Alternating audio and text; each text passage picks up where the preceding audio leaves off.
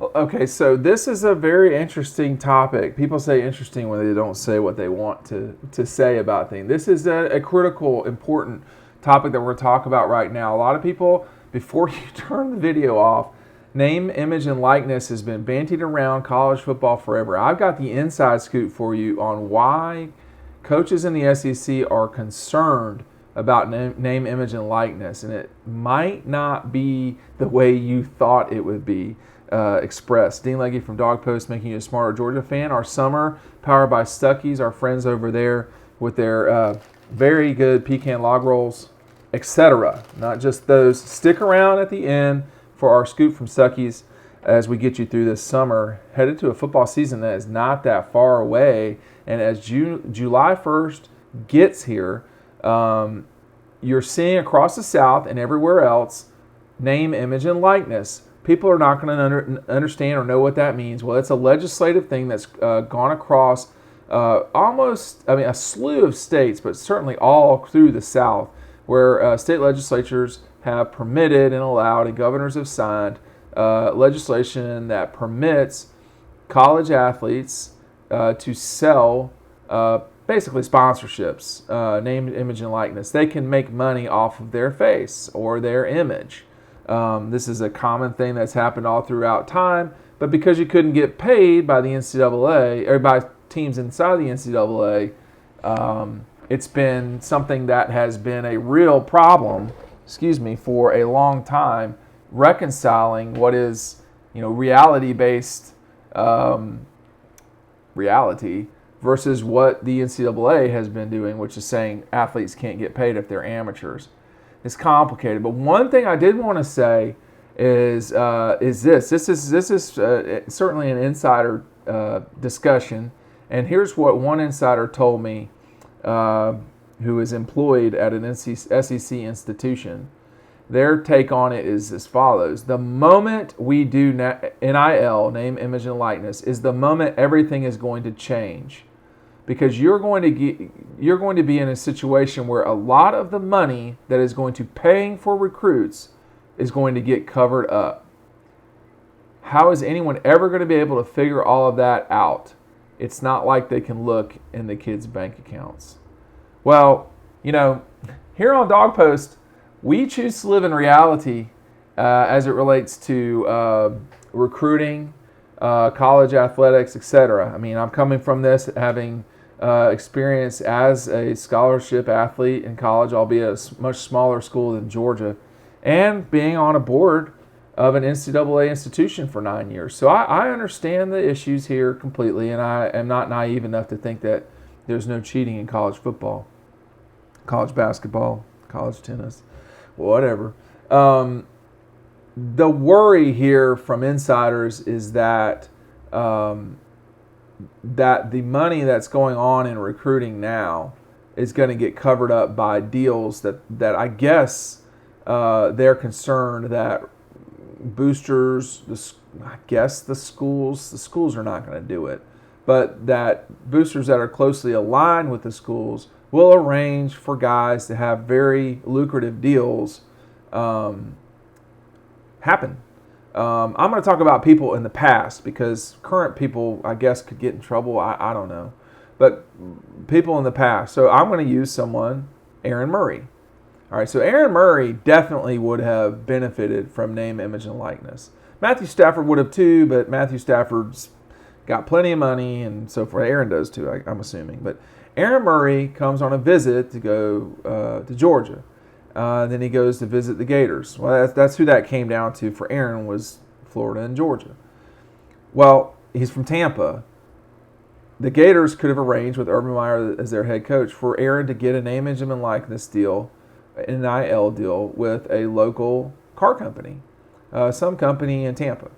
Well, that name, image, and likeness can't be restricted that I'm aware of. Like, there's no cap on it. We're talking about capitalism here.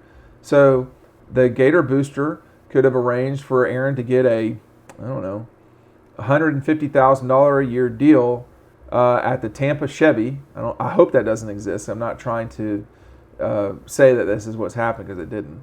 But that is completely what could happen. That they could get an agreement with ABC car manufacturer, and that would lure that prospect to stay in state or to go out of state, and it will be the best deal on the table is who's going to get the kid. Well, that happens now, and that's not hyperbole. That's what happens now in many cases. The dollar amount may be higher. In most cases, it's not. But that's what people around the league are concerned about, is that NIL will legitimize cheating in college football, college basketball, whatever you want to call it. And having come from the world of AAU in the 90s, playing with the Atlanta Celtics, I saw plenty of stuff, but that was at the beginning of the shoe wars.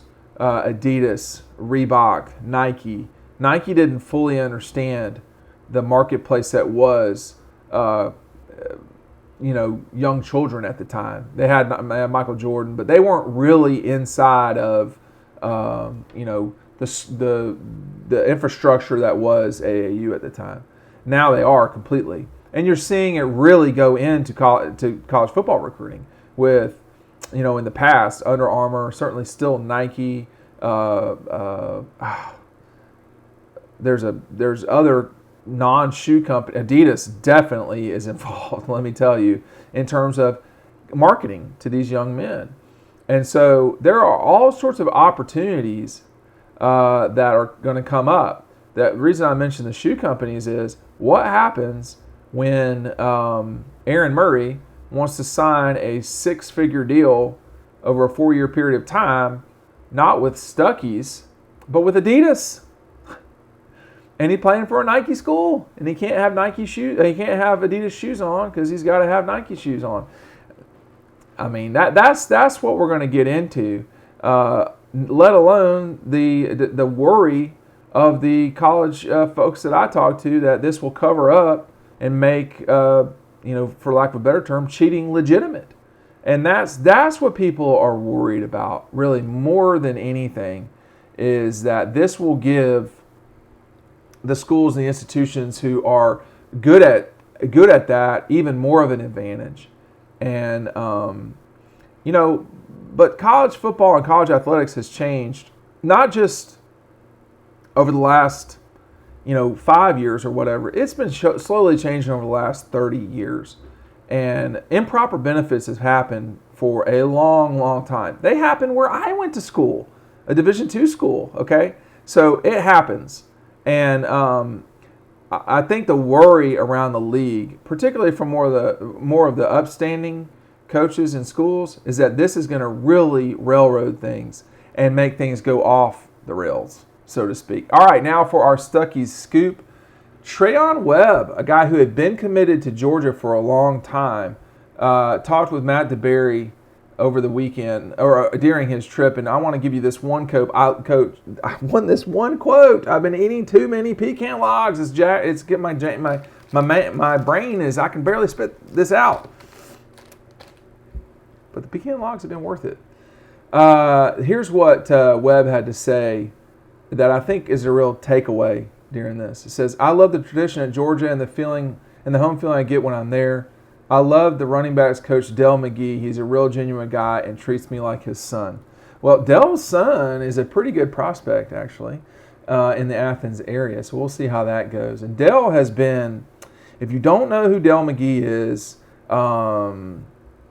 that's maybe understandable, I guess, if you're just sort of a casual fan. But Dell McGee has been a important figure in recruiting in the South and in college football in the South for a long time. Certainly since he played at Auburn, his time as head coach at Carver in Columbus, where he had Isaiah Crowell, and then ever since then. I don't know why someone's not yet hired him as their head football coach. I mean, Kirby Smart will tell you how important Dell McGee is to his program at Georgia. But, it is time for Dell to get his shot. But anyway, he has done one of the best jobs of recruiting consistently, Dell. And when you start looking at Georgia really wanting Trey Webb, who is was a 2023 commit, He he's critical. Dell knows what he's doing. I mean, DeAndre Swift, Zamir, Kendall Milton, James Cook. That's just at Georgia lately. Nevertheless, the production he got from Nick, Sony, and those guys I just mentioned as well. He's I would say he's almost as good as it gets. I don't know if there are other people who are better than him as a running back coach and recruiter. Dell's really good. And I did want to pass that Stuckey scoop on to y'all. Stuckey's has really helped us this summer, y'all. If you have storefront and, if you want to sell Americana this summer of reopening, Stuckey's is coming back. And a lot of people are remembering that from their car trips. Everybody's getting back in the cars and seeing things. You can bring Americana back in the flavor and in flavors like pecan log roll, which I'm going to go give to my daughter right now because she's going to go crazy eating it. But I did want to get that out there about Stuckey's scoop with Dell and Trey Webb. He's one of the best running backs in terms of prospects in the 2023 class. He had been committed to Georgia. And they're going to have to, pull him back in. But he also talked to us about the facility and so forth. I would encourage you to go to dogpost.com to learn more about that. We've always got these sorts of things for you at the site. Thanks for watching. We'll see you over there on the website.